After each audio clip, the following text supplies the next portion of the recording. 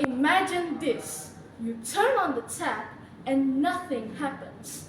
No splash, no drip, just silence, echoing like a warning bell. Feels like a bad dream, doesn't it? But this could be a harsh reality if we keep turning a blind eye to what lies beneath our feet.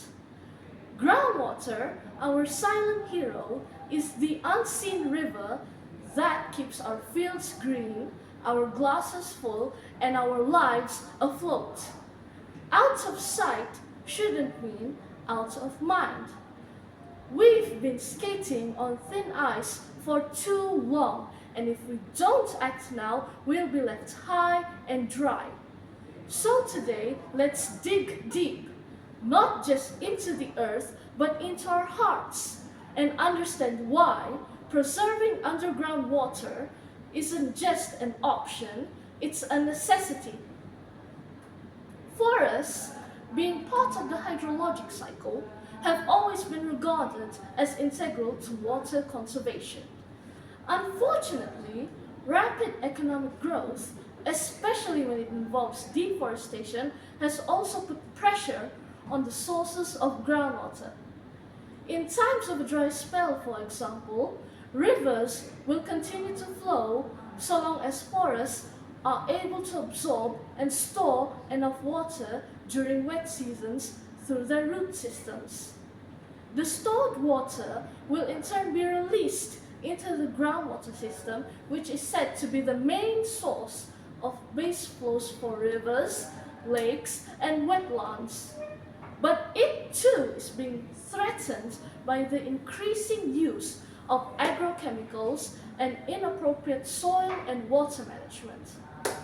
According to the United Nations, in a press release in conjunction with the 1998 World Water Day, many groundwater sources are being polluted by the dumping of toxic wastes and by slow seepage of agrochemicals through the soil.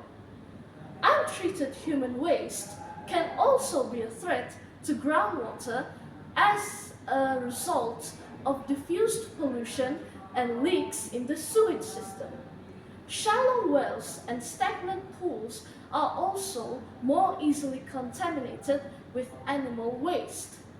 Judging from the past, it is also shocking to find out how vulnerable our water catchment areas are to being contaminated.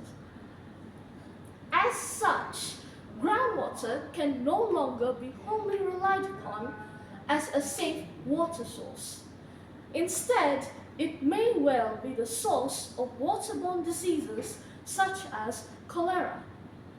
Thus, given the unprecedented demand on water supplies that are today already sporadic and of poor quality, combined with the periodic droughts and floods and unregulated industrial pollution, much of the available drinking water will be depleted by the turn of the century, according to a book entitled Water, Asia's Environmental Imperative. Ironically, this will in turn impinge on the economic development of many developing countries, affect the quality of life due to various health problems.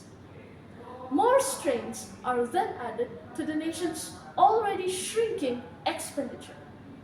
Now, it is therefore up to us to conserve and manage our water sources judiciously in order to arrive at a prospect of sustainable use of whatever water sources are left. To quote the New Delhi statement issued after the Save Water 2000 conference, uncontrolled pollution puts further stress on the living environment and aggravates for increasingly expensive water sources. Without fundamentally new approaches, the hardship will turn into an unimaginable crisis.